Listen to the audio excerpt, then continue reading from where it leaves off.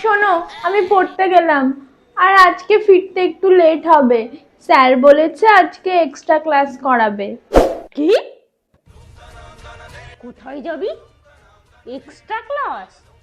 জানোয়ার, তোর মাকে কি তুই মূর্খ ভেবেছিস? আমি বুঝি না না আজকে কিসের এক্সট্রা ক্লাস থাকে। ঘরে যা, আজকে কোনো টিউশন যাওয়া হবে না তোর। ওগো শুনছো? দেখো তোমার মেয়ে কি বলছে।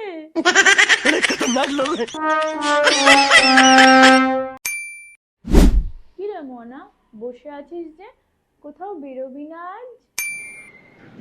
কোথায় যাব? না মানে কোনো এক্সট্রা ক্লাস নেই আজ তোর? হ্যালো।